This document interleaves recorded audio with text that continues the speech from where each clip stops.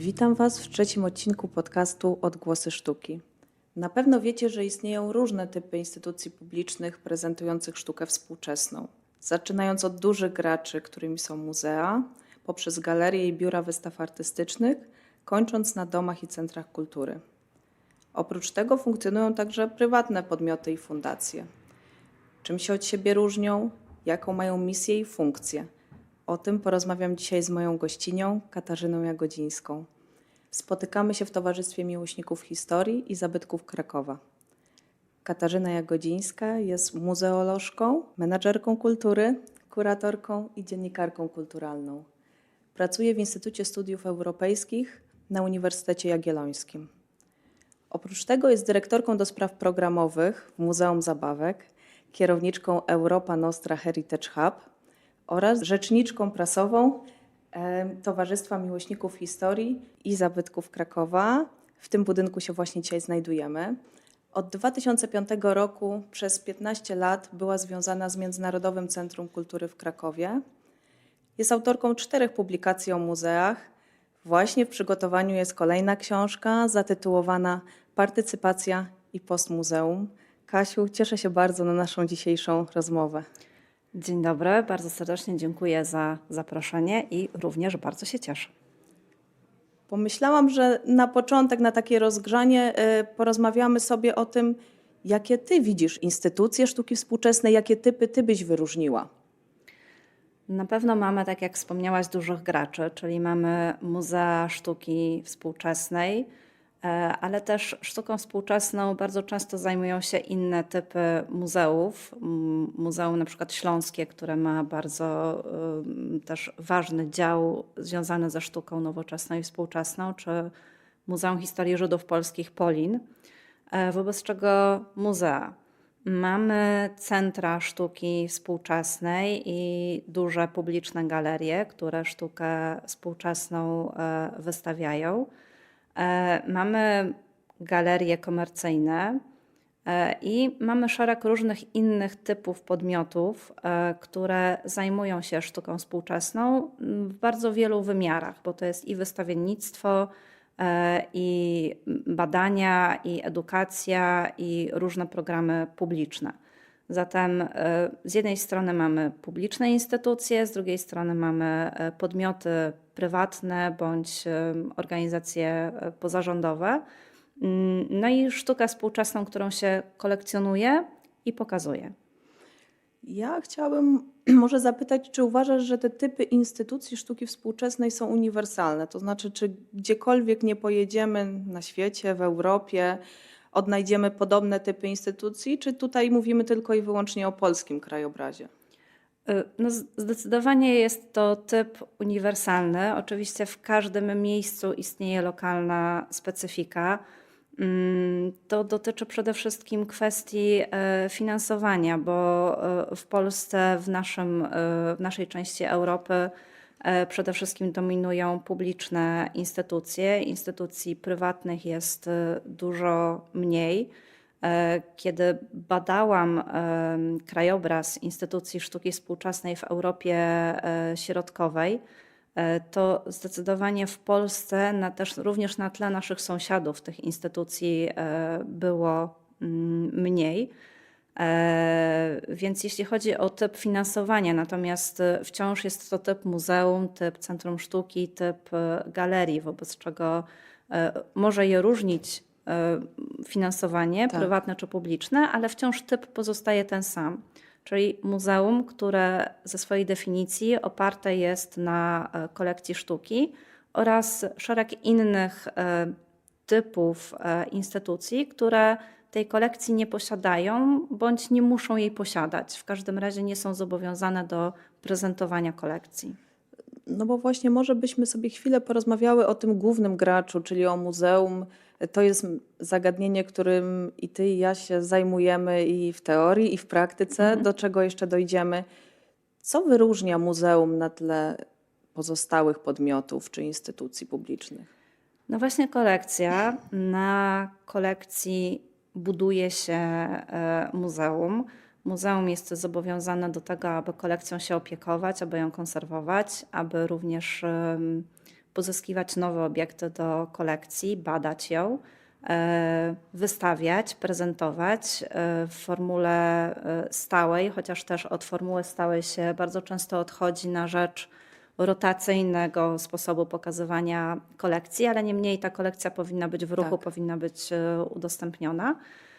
Prowadzenie działalności edukacyjnej, ale na edukację też współcześnie patrzymy bardzo szeroko. Włączanie publiczności do tego, co muzeum robi, to akurat nie wynika z definicji, natomiast to jest sposób, w jaki ja na muzea, ale też inne typy instytucji kultury patrzę, bo O to uważam, też będę że Cię pytać dalej, tak? domyślam się właśnie, bo uważam, że właśnie w ten sposób najlepiej da się zbudować publiczność wokół tematów, jakie chce się poruszać. Na pewno jeszcze działalność naukowo-badawcza to jest ten czynnik, który Jak najbardziej. muzea wyróżnia. Mówiłaś, że badając instytucje na mapie Europy Środkowej, u nas ciągle jest niedosyt, to znaczy, czy mogłoby ich być więcej? Mam na myśli tych instytucji publicznych, Twoim zdaniem? Instytucji prywatnych jest mniej Jest niż mniej, w innych krajach. No, cały czas, jak patrzymy na dynamikę tego, w jaki sposób nowe muzea i nowe instytucje powstają, no to cały czas ewidentnie ten niedosyt jest, bo mamy nowe otwarcia. One już nie są aż tak dynamiczne jak w okolicach roku 2010, kiedy tych otwarć było całkiem sporo. To były nowe instytucje, nowe budynki dla istniejących instytucji, otwarcia nowych wystaw stałych, tak. prezentujących kolekcje. Natomiast no, cały czas powstają nowe miejsca. Nieustannie czekamy na nowy gmach Muzeum Sztuki Nowoczesnej w Warszawie, który już widać, rośnie na naszych oczach i niedawno kolejna taka bardzo gorąca fala dyskusji wokół projektu tego gmachu się zaczęła przetaczać przez media społecznościowe. No właśnie i ciekawe, prasę czemu profesjonalną. dopiero teraz, prawda? Bo przecież ten projekt wyłoniony w konkursie już znamy od dawna. Czemu to wzbudza takie emocje? Wydaje mi się, że zbliża się moment otwarcia. Budynek rzeczywiście już jest bardzo zaawansowany, jeśli chodzi o budowę. Cały budynek, bo ja śledzę budowę tego muzeum od samego początku, właściwie wtedy zaczęłam się zajmować tematem muzeów, wtedy zaczynałam swój doktorat. Aha. I myślałam, że na zakończenie doktoratu, książki, która z niego powstała, właśnie będzie już otwarty budynek Muzeum Sztuki Nowoczesnej w Warszawie. A kiedy obroniłaś ten doktorat? To był 2012. No więc już chwila minęła, bo data otwarcia muzeum w Nowym Gmachu nieustannie się przesuwała. Tam były ogromne problemy, skandale związane z konkursem architektonicznym. Gmach powstaje według trzeciego z kolei, według drugiego wyłonionego w konkursie projektu, trzeciego konkursu architektonicznego międzynarodowego. Ten gmach od samego początku wywoływał ogromne emocje. Była ogromna niezgoda w środowisku, społeczeństwie na propozycję architektoniczną, ale też duże poparcie dla tego, aby to muzeum powstało, aby stolica wreszcie miała swoje miejsce dla sztuki współczesnej w takim bardzo newralgicznym miejscu, bo przecież samym centrum. I mam wrażenie, że kiedy został upubliczniony ten ostatni projekt, bo te projekty też się zmieniały, wyłoniony wcześniej architekt Christian Keres musiał przeprojektowywać to muzeum. Mam wrażenie, że zapanował już taki konsensus wobec tego, że no, to już tyle czasu minęło, jesteśmy wszyscy tak bardzo zmęczeni tą dyskusją wokół gmachu, że mam wrażenie, że wtedy chyba zabrakło sił na dyskusję wokół tego wyrazu architektonicznego. No a teraz to wraca ze zdwojoną siłą, ponieważ zbliża się moment otwarcia. No ale tak mi się wydaje, że to dobrze, że budynek muzealny wzbudza emocje i mam nadzieję, że wszyscy, którzy tak gorąco dyskutują, pójdą zobaczyć i dla sztuki to bardzo dobrze. To bardzo dobrze, bo łączy się to, tak jak mówisz, z tym zainteresowaniem potencjalnych odbiorców. Zobaczmy, z czym to się wiąże. I jest to samo centrum miasta. I może ciągnąc dalej ten temat muzeum, chciałabym Ciebie zapytać właśnie o to, do czego już nawiązywałyśmy wcześniej, to znaczy o muzeum partycypacyjne. Czym ono dla Ciebie jest? Stworzyłaś Atlas Muzealnej Partycypacji. Jakbyś opowiedziała nam trochę o tym temacie? To jest muzeum, które włącza publiczność do współtworzenia treści. Partycypację można w bardzo różny sposób rozumieć. Jest bardzo szeroka literatura na ten temat, bo partycypacja to udział i niektórzy patrzą na partycypację też w takim bardzo minimalnym zakresie, czyli to, że publiczność przyjdzie na wystawę, że przyjdzie na warsztaty. Dla mnie partycypacja to dużo więcej. To jest dołożenie siebie do programu, który oferuje muzeum czy jakaś inna instytucja. Masz na myśli także program wystawienniczy? Zdecydowanie może to być program wystawienniczy, może to być kształt jakiegoś konkretnego projektu, czyli wystawy, czyli dokładamy coś od siebie, przynosimy, wypowiadamy się i ta treść pozostaje na wystawie. To są takie zabiegi, które pozwalają zaangażować publiczność, którą już mamy na wystawie, ale możemy też publiczność zaangażować na etapie powstawania tej wystawy i tworzyć wraz z nią albo jej elementy, albo wymyślać całość. Możemy też wymyślać program instytucji łącznie z publicznością. Ale czy myślisz, że w przypadku Muzeum Sztuki Współczesnej taka partycypacja w tworzeniu programu instytucji jest w ogóle możliwa, tak realnie? Biorąc pod uwagę ten niedosyt edukacji artystycznej, którą mamy cały czas i to, że tak naprawdę to muzea przede wszystkim sztuki współczesnej edukują i wprowadzają nas w ogóle w świat tej sztuki.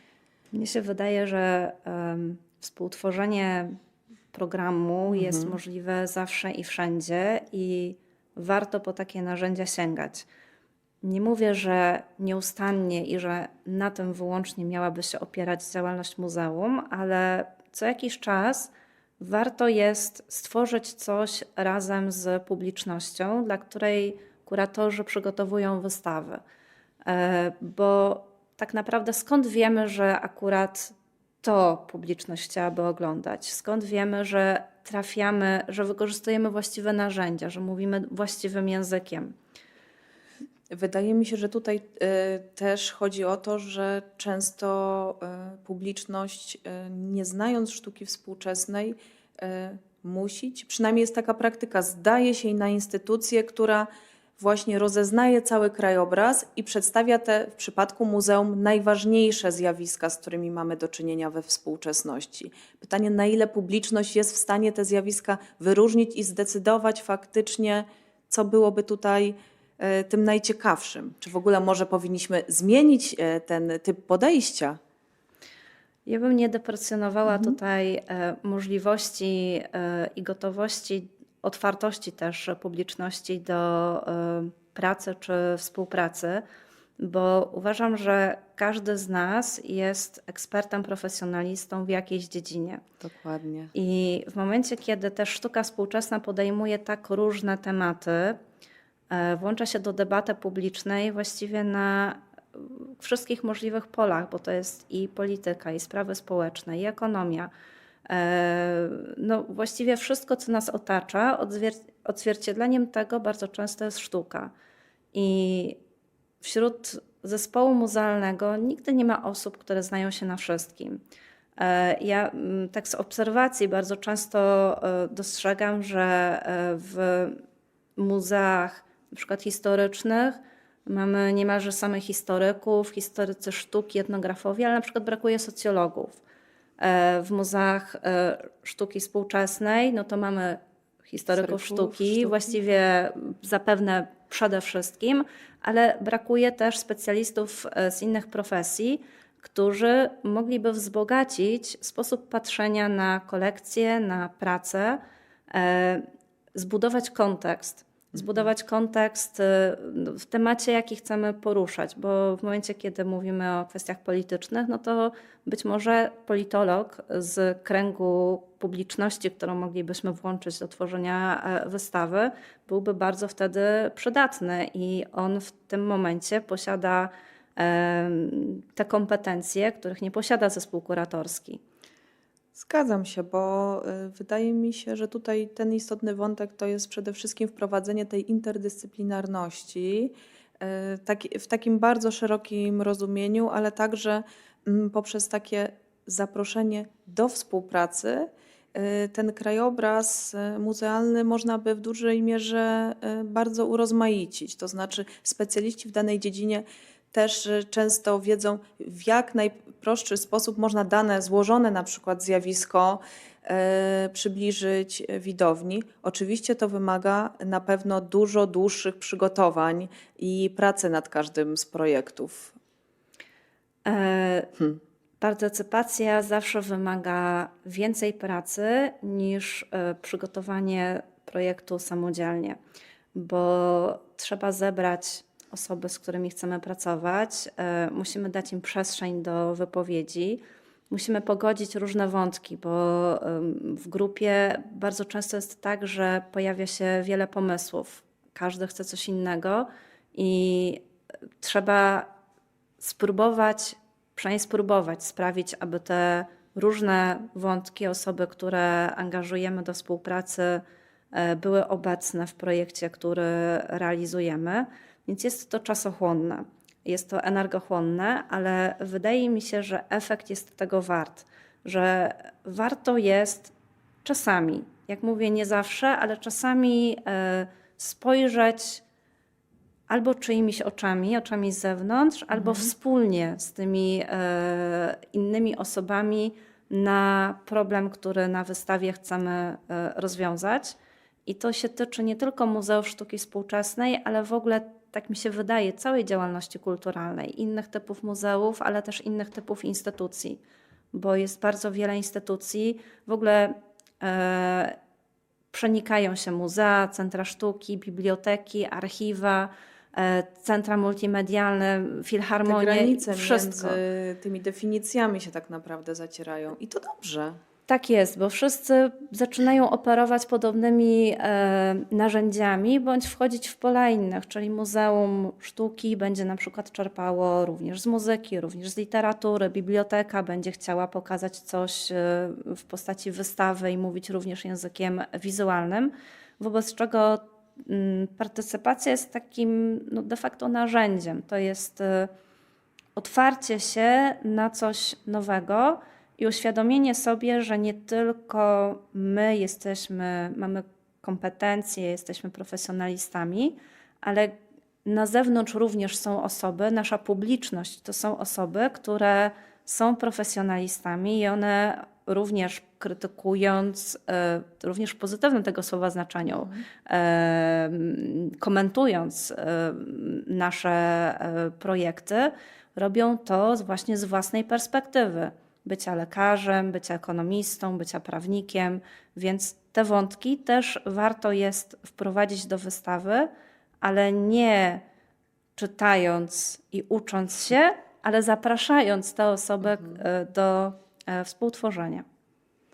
Czyli doceniajmy także rolę publiczności i ich specjalizacji. Powiedz mi, czy uważasz, czy mogłabyś wymienić może takie muzeum, które Twoim zdaniem faktycznie realizuje ten postulat czy ideę muzeum partycypacyjnego? Jest taka instytucja? Pytanie, czym jest muzeum partycypacyjne, bo mnie się wydaje, że muzeum partycypacyjne to jest ideał, do którego można dążyć, natomiast instytucja muzeum, zważywszy, że ma kolekcję, którą musi się opiekować, nie może być w pełni partycypacyjna. Więc mi się wydaje, że muzea, które po prostu często sięgają po taką metodę pracy, która wynika z ich filozofii, z ich misji, nie jest takim dodatkiem, a rzeczywiście jest czymś, co wypływa z takiej merytorycznej potrzeby, Nie dzieje się to tylko w obrębie edukacji, ale także programu, tak? bynajmniej nie tylko edukacji. Znaczy edukacja w ogóle po tym takim ruchu emancypacyjnym zyskała zupełnie nową pozycję w stosunku do tego, z czym mieliśmy do czynienia jeszcze kilkanaście lat temu. Natomiast partycypacja to właśnie nie tylko edukacja, to również kuratorowanie wystawy, tworzenie programów publicznych. Więc jak pytasz o przykłady, to na pewno tego rodzaju formuła pracy jest dużo rzadziej praktykowana niż taka tradycyjny chociażby model kuratorowania wystawy. Muzeum Sztuki w Łodzi jest takim muzeum, które bardzo często sięgało po taką metodę pracy, ale biorąc pod uwagę ilość projektów, jakie muzeum realizuje, no to też procentowy udział takich partycypacyjnych działań wcale nie jest aż tak wielki. Niemniej takich ważnych projektów zrealizowali kilka i to muzeum na pewno bym wymieniła. Jest szereg ważnych projektów partycypacyjnych, które zostały zrealizowane. Muzeum Narodowe w Warszawie i projekt w Muzeum Wszystko Wolno, to jest taki najczęściej przytaczany, ale to jest projekt jednorazowy. On się już potem nie powtórzył. Muzeum wykorzystuje partycypacyjną metodę pracy przede wszystkim właśnie w działaniach edukacyjnych, ale to był taki projekt rzeczywiście postawiony na świeczniku. Kasiu, a jak to jest w Krakowie? Mamy muzea partycypacyjne?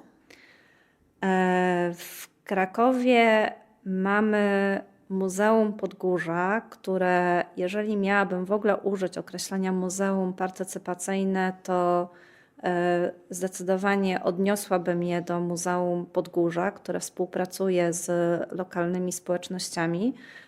Przy czym właśnie jest to muzeum historyczne. To jest oddział Muzeum Krakowa, nie sztuka współczesna, o której rozmawiamy. Kolejne muzeum, które tą partycypację i włączanie publiczności do współtworzenia treści wykorzystuje Muzeum Etnograficzne, wobec czego także nie związane ze sztuką współczesną, chociaż nie, też pokazujące przecież wystawy współczesnej twórczości, tyle że z innej perspektywy, nie tak jak Muzea Sztuki Współczesnej. Jesteś autorką koncepcji Muzeum Zabawek w Krakowie. Instytucja prężnie działa już od 1,5 roku. Teraz jesteście na etapie poszukiwania siedziby dla muzeum. Mnie w tym temacie najbardziej interesuje właśnie to, w jaki sposób tutaj chciałabyś, żeby koncepcja muzeum była realizowana i czym właśnie to muzeum powinno się różnić od tradycyjnego muzeum, a może niczym się nie powinno różnić. Muzeum Zabawek było dla mnie takim testem, możliwością sprawdzenia w praktyce tego, co od kilku lat badam, czyli tych praktyk partycypacyjnych włączających publiczność, tego, do jakiego stopnia muzeum jest w stanie wycofać się i oddać władzę publiczności, czyli pozwolić decydować. Więc w momencie, kiedy pojawiła się taka możliwość wymyślenia, stworzenia nowego muzeum na bazie gigantycznej kolekcji, która istnieje, wspaniałej kolekcji historycznych zabawek. Ile obiektów ma ta kolekcja? To jest ponad 40 000, więc tak naprawdę od razu z mostu można by zakładać muzeum. Ten proces tworzenia muzeum trwał bardzo długo. Starania o budynek, o przestrzeń nie przynosiły rezultatu. I moja koncepcja Muzeum Zabawek miała pokazać, że można stworzyć muzeum nie mając siedziby, nie mając własnej przestrzeni, że można po prostu działać programowo I w tym momencie spełniamy wszystkie wytyczne stawiane muzeum, jeśli chodzi o ustawę, jeśli chodzi o definicję muzeum, z wyjątkiem jednej. Nie mamy przestrzeni, która by pozwoliła na stałą prezentację kolekcji. Natomiast wszystkie inne elementy są realizowane i ponieważ no właśnie partycypacją się zajmuję, interesuję, rozmawiałam z szeregiem osób, które realizowały takie programy, przeczytałam wszystko, co było możliwe na ten temat, ale chciałam zobaczyć, jak to jest rzeczywiście samemu pracować przy takim projekcie, wobec czego zaproponowałam, aby muzeum wystartowało z takim projektem, aby uczyniło z niego pierwszy projekt, taki, który troszeczkę naprowadza jak drogowskaz, to w jakim kierunku to muzeum miałoby pójść. I zaprosiliśmy do współpracy właśnie publiczność, do tego, aby współkuratorowała wystawę. Nie z nami, a między sobą, bo to były grupy kuratorów, które wybierały obiekty, wybierały temat, to w jaki sposób te obiekty zostaną pokazane i jaką opowieść one będą przekazywać. Więc to był projekt, z którym startowaliśmy, ale też Muzeum Zabawek nie jest wyłącznie oparte na partycypacji. To są również kuratorskie propozycje i taką propozycją była wystawa Klinika Zabawek. I to tutaj jest to połączenie ze sztuką współczesną, Właśnie. którego ja szukam cały czas. Właśnie, tutaj dlatego o tym chciałam wspomnieć, że tam to była propozycja naszej trójki kuratorów, która to przygotowała, Mateusza Końskiego i Katarzyny Sosenko. Natomiast to właśnie Mateusz zaproponował, aby zderzyć historyczne zabawki ze sztuką współczesną, aby zobaczyć, jak to Mateusz Okoński, który sam funkcjonowało. jest artystą, prawda? To jest Tak tutaj jest. istotny czynnik. Jest artystą, jest aranżerem i sztuka współczesna okazała się strzałem w dziesiątkę, bo przez sztuka współczesna ułatwiała nam dotarcie do młodego odbiorcy. To może brzmi paradoksalnie w Muzeum Zabawek, ale obiekty Marty Antoniak, od których zaczynaliśmy pokazywanie wystawy właśnie historycznych zabawek, obiekty, które wykorzystują zabawki, bo tam są wplecione małe zabawki z jajek niespodzianek, są pluszaki, zabawki, z którymi dzieci się identyfikują, znają, zbierają, lubią.